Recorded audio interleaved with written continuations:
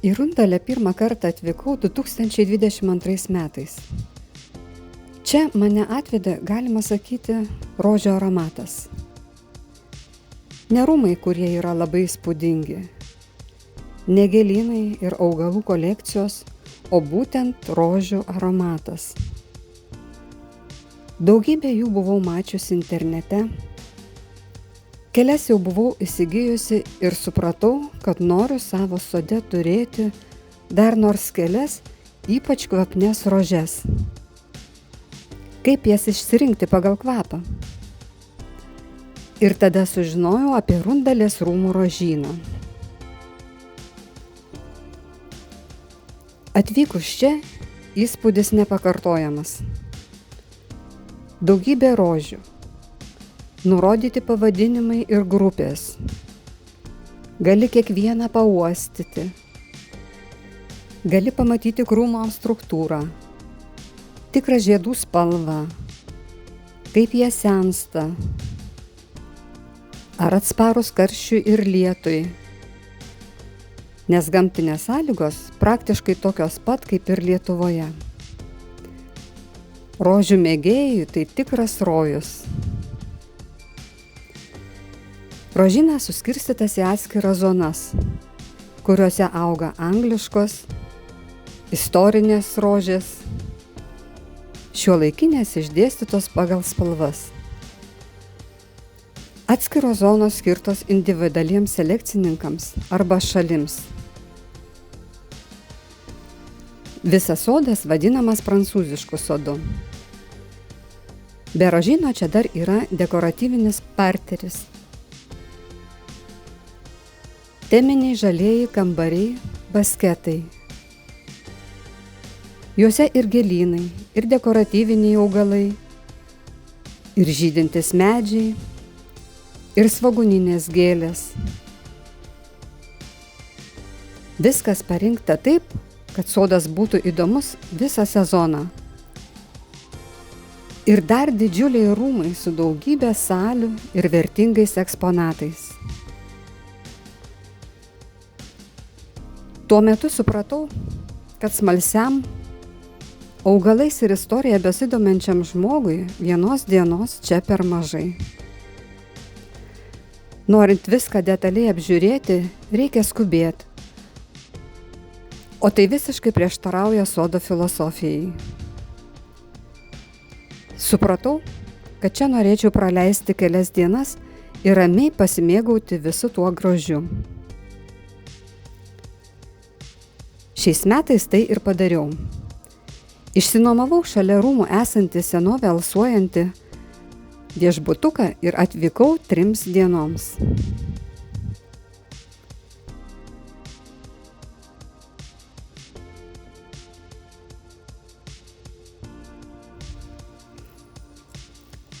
Visas dienas praleidau sode.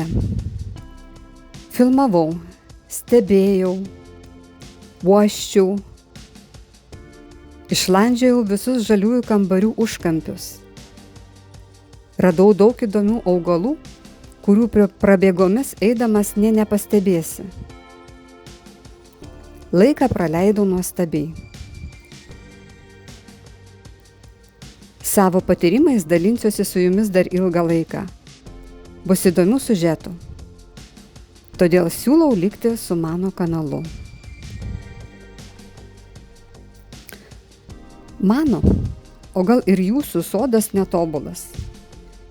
Jame gali būti ir piktžolių, ir nenukirptų nužydėjusių augalų, ir peraugusių daržovių, ir nesugrėbtų lapų.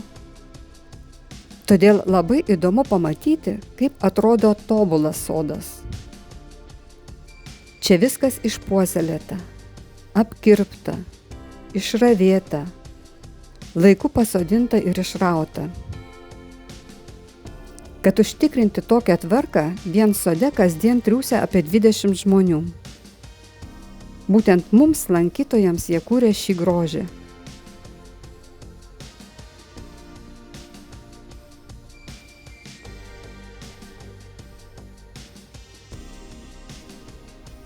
Jei ir jūs nusprendėte aplankyti šią nuostabią vietą, Informaciją apie darbo laiką ir bilietų kainas rasite muziejaus svetainėje.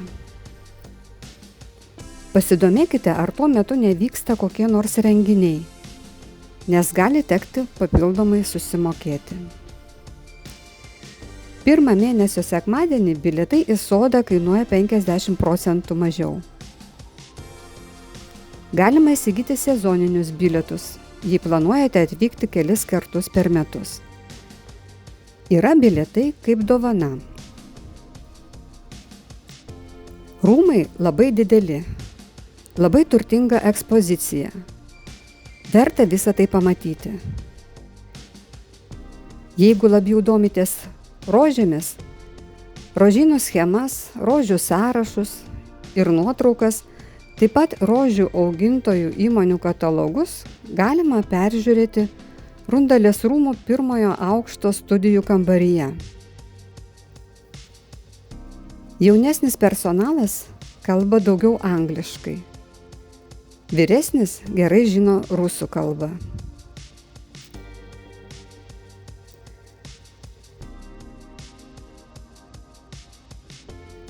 Nors šalia rūmų yra kelios kavinės, pavalgyti juose galėsite tik iki 18 valandos. Nedidelė maisto prekių parduotuvė dirba iki 19 valandos. Yra bankomatas.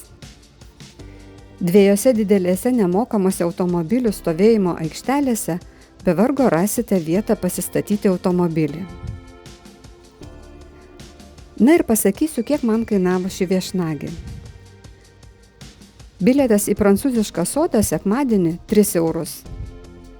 Pirmadienį ir antradienį po 6 eurus. Kadangi rūmų ekspoziciją jau buvau mačiusi anksčiau, šį kartą į juos nėjau. 2 nakvynės viešbutyje be pusryčių man atsėjo 68 eurai. Dar pridėkime išlaidas už degalus. Labai norėčiau pamatyti šį nuostabų sodą kitais metų laikais, todėl manau, kad dar ne kartą čia sugrįšiu. Ir iš tikro visai nesvarbu, tobulas sodas ar ne. Svarbu, kad mes kiekvienas jame rastume tai, ko mums labiausiai reikia, kad norėtume į jį sugrįžti. Kaip matote, užsukę į mano netobulą sodą, galite pamatyti ir tobulų dalykų. Todėl kviečiu likti su manimi.